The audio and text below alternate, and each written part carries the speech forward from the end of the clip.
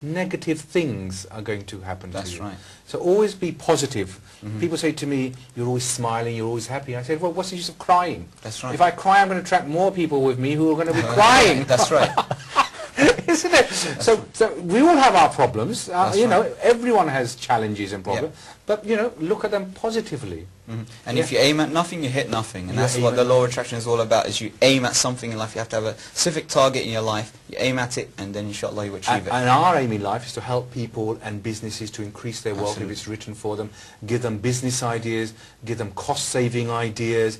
Like today we're doing, you know, cost savings. And that is part of business, because at the moment with the recession, you have to cut everything down to the bone, And people don't think, but it's costing you £50, £100 a month just on your mobile phone. Everyone has got it. And on that note, we are going to a short break. And inshallah, we will see you after the break.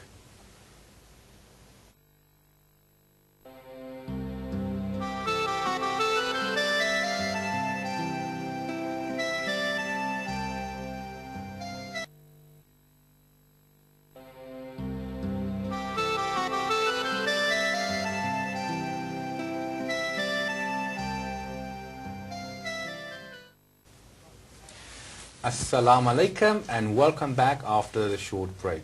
Now, just before the break, we had a question regarding the law of attraction and business. And Sammy and I were just saying that, you know, if your intention is clean and honorable and positive, then inshallah you will attract positive things. So you're saying there's 7 laws of attraction and the Islamic point of view. Yeah, I haven't memorized all of them, but obviously you know, your intention, your niyyah.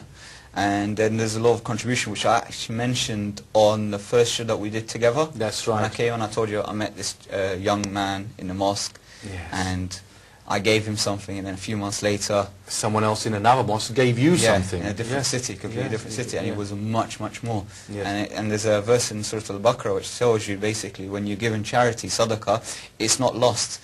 Allah returns it to you, not only the same amount, but He multiplies it in the process. Like a seed that multiplies 7 grains, and every grain is 7 years, and it's like multiplication. But network marketing. We're similar to that. So from 1 grain you get 2, from 2 you get 4, from 4 to 8, from 8 to 16, from 16 to 64, from 64 to 124, and it goes up to 10,000 and 24. And well, I can it's see like that a chessboard we were talking about. You cannot fill a chessboard. You will not have enough money in the world if you just keep multiplying 64 times.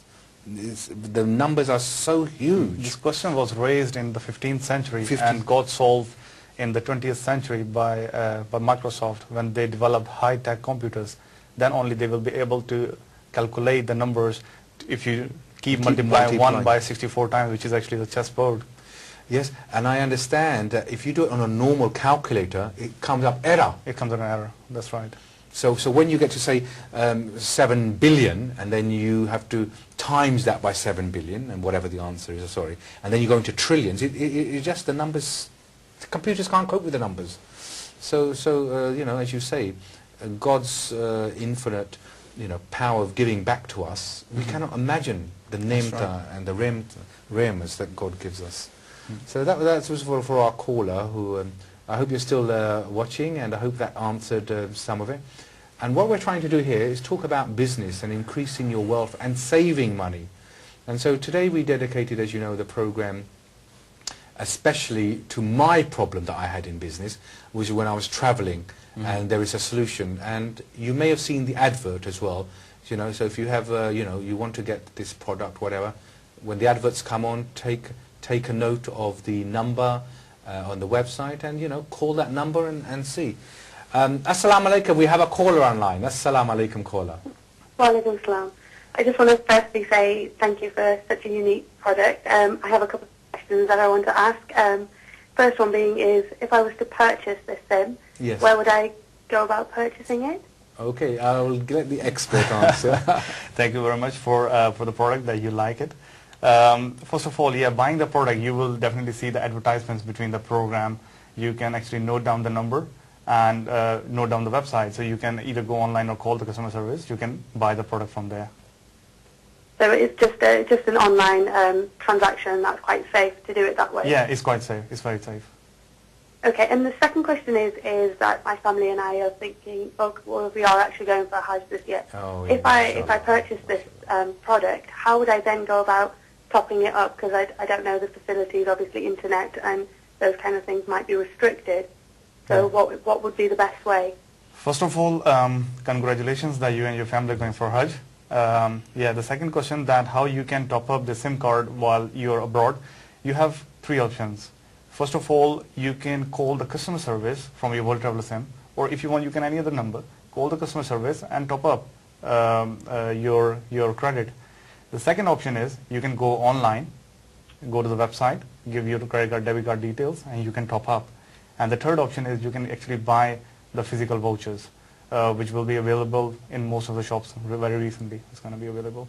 You can either buy from your travel agent. If you're traveling via a Hajj or Umrah travel agent, you can actually buy from him these vouchers. So it's going to be pretty much easy to top up. That's brilliant. Thank you. Thank you very much. You're welcome. Thank you very much. Very, very intelligent questions. Yeah. Mashallah. Yeah, but they're thinking ahead. Yeah, I bought the SIM or the phone, and then what do I do after it when I'm abroad? Because obviously, when you're abroad, you don't know what to do because language problem, or I've got this SIM. That's very good. So you can buy top up. That's right. Vouchers. Let me get it right. You can go online. Online, and the third one was calling the customer service. Calling. So if you've got your phone, it's easier just to call them, isn't it? That's right. Because most of the time what happens is that if you go abroad, you might end up having some issues because of the language barrier. Yes. That you go in the shop, you don't know what SIM to buy, when to buy, or how to top up. So it's always better to have our customer service here. So you got the number in your phone. When you run out of top up or something, just give a call to customer service, and they will top up for you. Or if you have an access to internet, just go online and top up from there. You're using your credit card, debit card details. And what's the minimum top up you can do? £5. Oh, that's good, because £5 is nothing. So it's the same as every phone. As I say, my £5. I didn't even use £5. I used £2 of course. So that's so that lasted me a week. Fantastic. Yeah. Let me ask him a question. Yeah. Then. Are you thinking of doing maybe contracts in the future, like charging like £20–30 a month, and then that way the basic, get so many minutes or something? Yeah. Well, the basic idea for this product when we invented is to help your customers to save the money. So it's not really about that charging them £20–30 per month or something. At the moment, it's pay-as-you-go SIM. If there is any new thing we can bring into the product which actually does save the customer, then we will be happily announcing that in the near future. But at the moment, it's a pay-as-you-go SIM. There's no monthly charge at the moment. So it's not a contract phone. Yeah, because you'll have your normal phone anyway. This was, I suppose, just for travelling, isn't it? That's right. But I suppose you can use that here anyway. If you don't have a phone and you bought it, you can just use it normally. What is the local charges in the UK? Even in if you use in the UK, it's very competitive. I won't say that you want to be say, oh, why so much high charges? No. I know that I have a second SIM that I use sometimes, and I'm paying 30p a minute when I make a call. And if I tell you that by this SIM, it's going to be half the charges you paid before. Yeah, and I pay 30p on my second SIM. I have got a spare one. If something happens to my phone or I lose it, I have that. So I'm paying 30p. That's right. It's a pay-as-you-go. Yeah. So on our pay-as-you-go, if you call on the UK landline, it's about 13 pence. 13 pence. So that's I'm saving half again. Yeah. So if you haven't got a mobile phone, you can use that in the UK anyway. And then when you're travelling abroad, you got the same number. You won't have two numbers.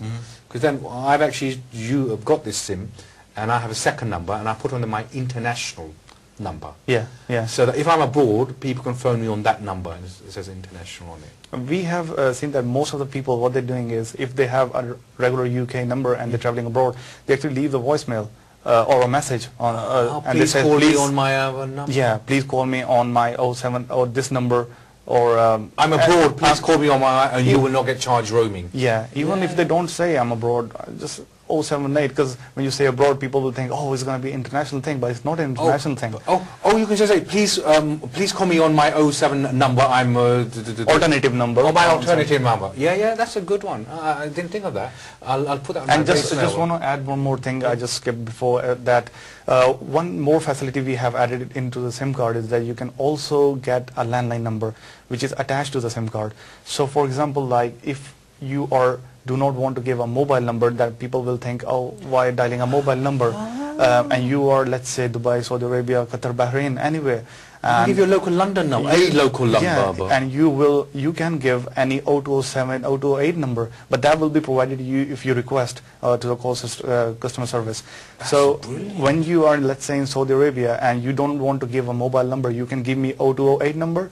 So for me, it's going to be a landline number where I'm calling. So I'll call a landline number, and you will receive a call in Saudi Arabia. And will that be an extra charge for you? For the receiver, the person who's using the World Travel SIM, that's going to be an additional 10 pence, Oh, that's nothing. which is nearly nothing. That's Yeah, nothing. yeah. Because most of the people here, they